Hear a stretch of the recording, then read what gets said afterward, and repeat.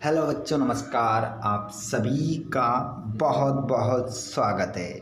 आप लोगों की वार्षिक परीक्षा 2023-24 का टाइम टेबल आ चुका है बच्चों। हिंदी का हिंदी का पेपर का सॉल्यूशन सेट ए का पूरा सॉल्यूशन हम इस वीडियो में देखेंगे। टाइम टेबल के अकॉर्डिंग आपका पूरा 75 नंबर का पेपर, समय रहेगा 3 घंटे। पूरा सॉल्यूशन के साथ आपको ये वीडियो देखने को मिलेगा। सभी प्रश्न करना अनिवार्य है। 6 मार्च को आपका रहेगा पेपर। 1 से लेकर 23 तक संपूर्ण प्रश्नों का सॉल्यूशन हम इस वीडियो में करेंगे। बच्चों, 6 मार्च को आप देंगे हिंदी का पहला पेपर। तो इस हिंदी के पेपर का सॉल्यूशन मैं आपको इस वीडियो में करवाऊंगा। वीडियो को आप लास्ट तक देखिएगा और हो सके तो इस वीडियो को अपने सभी दोस्तों को भी शेयर कर दीजिएगा। चलिए स्टार्ट करते हैं।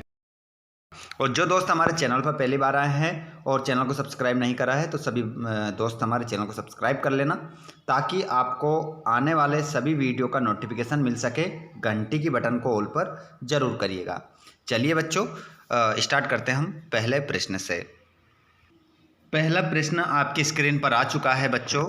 पहले प्रश्न में आपसे पूछ रहा है कि छायावाद के जनक माने जाते हैं।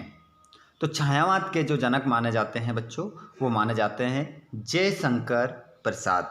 जयशंकर प्रसाद को छायावाद का जनक माना जाता है। अगला प्रश्न है, ब्रिटिश राज का गहना थी। तो ब्रिटिश राज का जो गहना थी वो थी हथकड़ियाँ। हथकड़ियाँ आपका करेक्ट आंसर होगा। अगला प्रश्न, काव्य की शोभा बढ़ाने वाले धर्म या तत्व क्या कहलाते हैं। तो ये अलंकार कहलाते हैं। जिससे कविता की क्या बढ़ जाती है बच्चों, सुंदरता बढ़ जाती है, उसे हम क्या कहते हैं, अलंकार। अलंकार का मतलब होता है आभूषण या गहना। अगला प्रश्न है आपका, देखिए यहाँ पर, मैं अब पुस्तकों के भीतर था, नीचे दिए गए विकल्पों में से कौन सा इस वाक्य का अर्थ बताता है। तो यहाँ पर आपका जो सही उत्तर हो जाएगा बच्चों, वो हो जाएगा लेखक पुस्तक पढ़ने में रम गया था। अगला प्रश्न देखिए। अगला प्रश्न आपका है बच्चों, रचना के आधार पर वाक्य के कितने भेद होते हैं। तो बच्चों, आप लोगों ने पढ़ा होगा रचना के आधार पर। यहाँ पर पूछ रहा है कि रचना के आधार पर वाक्य के कितने भेद होते हैं। तो बच्चों, मैंने आप लोगों को कई बार पढ़ाया है, रचना के कितने बच्चे, 3 बच्चे। रचना के कितने बच्चे, 3 बच्चे। और रचना शब्द में भी हम बात कर रहे हैं तो 3 वर्ण का इसमें क्या हो रहा है, प्रयोग हो रहा है। इसके कारण मतलब इसमें कितने वाक्य होंगे, 3 वाक्य होंगे। तो यहाँ पर आंसर हमारा 3 हो जाएगा। अगला प्रश्न है, मृत्यु का तरल दूत कौन था। तो मृत्यु का तरल दूत कौन था, ये जो प्रश्न है आपका कृतिका के पहले पाठ से है, जिसका नाम क्या है, इस जल प्रलय। कृतिका का पहला पाठ इस जल प्रलय में, जिसको लिखा किसने, फणीश्वर नाथ रेणु ने उस पाठ को लिखा है। तो बच्चों, मृत्यु का तरल दूत कहलाता है तेज गति से आता बाढ़ का पानी। इसे मृत्यु का तरल दूत कहा गया है। आइए अगले प्रश्न की ओर हम बढ़ते हैं। रिक्त स्थानों की पूर्ति यहाँ पर करेंगे। प्रश्न क्रमांक 2, काली तू रजनी भी काली, शासन की करनी भी काली।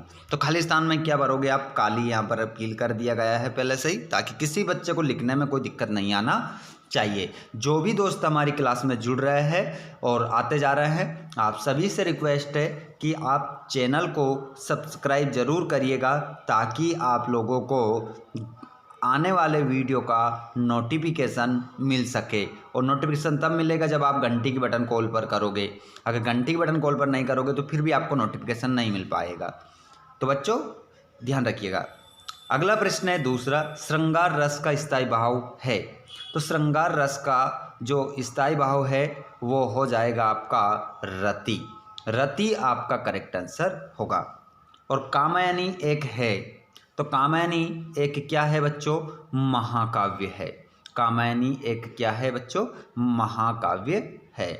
और डांडे तिब्बत में सबसे खालिस्तान में क्या जाएगा, खतरे की जगह हैं। अगला क्वेश्चन, रचना के आधार पर वाक्य के 3 प्रकार होते हैं। अभी बात करी थी हमने ऊपर। और हम हाथी पे हल न जुतवाया करते, हम पे बैल है। ठीक है, तो हम हाथी पे हल ना जुतवाया करते, हम पर क्या है, बैल। अब जोड़ी मिलाएंगे यहाँ पर, तो जोड़ी मिला लीजिए बच्चों। लेह ले पालक मेह में धनिया। 24 मात्राओं का छंद जो है वो है दोहा। डांडे, इसको मिलाओगे, ये जगह जो है तिब्बत में है। जूरी का साला, जिसका नाम है बच्चों गया। मात्र ही भर, ये जो शब्द हैं वो क्या हो जाएंगे, निपात। और रीढ़ की हड्डी, इस पाठ को लिखने वाले हैं जगदीश चंद्र माथुर। इस प्रकार आप जोड़ी को पहले इसको उतार देंगे अपनी कॉपी में, उसके बाद में क्या करोगे, बराबर का निशान लगाकर ले ले पालक का जो सही उत्तर क्या हो जाएगा, में धनिया। इसको कहाँ उठाकर, यहाँ से उठाकर कहाँ लिखोगे, यहाँ। आमने सामने आपको जोड़ी दोनों तरफ की लिखकर आना है, तो आपको पूरे नंबर मिलेंगे। आओ बच्चों आगे बताते हैं। सत्य सत्य।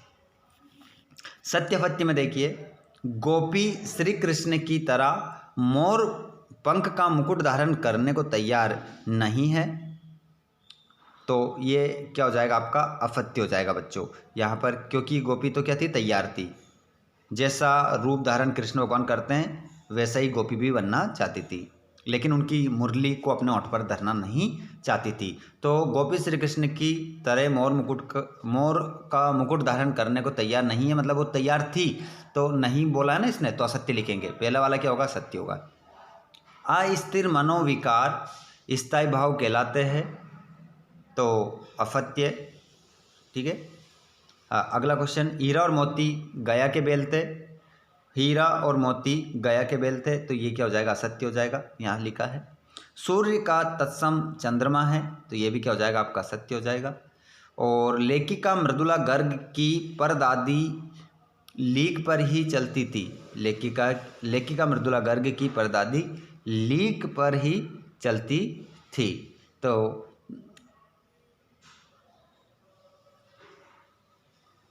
लेखिका मृदुला गर्ग की परदादी की सीख पर नहीं चलती थी, असत्य हो जाएगा।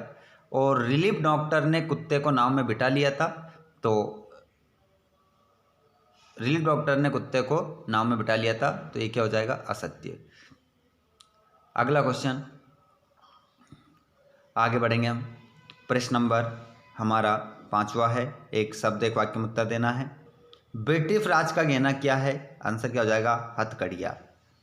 और बिना पूर्वापर संबंध के स्वयं में पूर्ण होने वाला काव्य क्या कहलाता है, तो बिना पूर्वापर संबंध के स्वयं में पूर्ण होने वाला काव्य जो कहलाता है वो मुक्तक काव्य कहलाता है। और सांवले सपनों की याद, मतलब सांवले सपनों की याद पाठ के लेखक का नाम क्या है, तो इनका जो नाम है वो है जाकिर हुसैन। पंचामृत में कौन सा समास है, पंचामृत में कौन सा समास है, तो यहाँ पर आंसर हो जाएगा आपका द्विगु समास है। अगला क्वेश्चन, ऊंची दुकान और फीका पकवान का क्या अर्थ है, तो ऊंची दुकान और फीका पकवान का जो अर्थ है, अधिक दिखावा करना या दिखावटी काम। अगला क्वेश्चन, आपके पाठ्यक्रम में फणीश्वर नाथ रेणु की रचना कौन सी है, तो अभी मैंने बात करी थी ऊपर कि फणीश्वर नाथ रेणु ने हमारे कृतिका का पहला पाठ लिखा है, जिसका नाम क्या है, इस जल प्रलय में, है ना, रिपोर्टाज है जो फणीश्वर नाथ रेणु ने लिखा है। उसके बाद में बच्चों प्रश्न नंबर हम 6 की बात करें, तो भक्ति काल की प्रमुख 4 विशेषताओं का उल्लेख कीजिए और छायावाद के 2 कवियों तथा उनकी एक रचना का नाम लिखिए। तो छायावाद के जो कवि हैं जयशंकर प्रसाद है, महादेवी वर्मा है, सूर्यकांत त्रिपाठी निराला है और सुमित्रानंदन पंत है। इनकी एक रचना आपको बतानी है। तो महादेवी वर्मा की निहार नीरजा हो जाएगी, जयशंकर प्रसाद की कामायनी हो जाएगी। तो इसमें जो आप देख रहे हैं बच्चों, प्रश्न नंबर 7वां, 8वां, 9वां और 10वां, इनमें से अगर आपको किसी प्रश्न का उत्तर चाहिए तो आप हमारे टेलीग्राम से जुड़ सकते हैं, वहाँ पर सभी प्रश्नों के उत्तर आपको मिल जाएंगे। इनमें से कमेंट करके बता दीजिएगा, 13 चाहिए तो कमेंट कर दीजिएगा कमेंट बॉक्स में कि प्रश्न नंबर हमें 13 का चाहिए, 14 का चाहिए। सभी प्रश्नों के उत्तर टेलीग्राम पर डाल दिए जाएंगे, क्योंकि हमने पहले से ही ऑलरेडी डाल रखे हैं, लेकिन वो आपको मिल नहीं पाएंगे।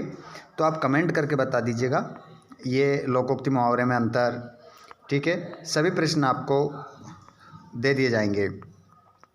तो यहाँ पर संदर्भ प्रसंग अगर आपको बनाना नहीं आता है तो ये भी कमेंट कर सकते हैं 19वें प्रश्न में।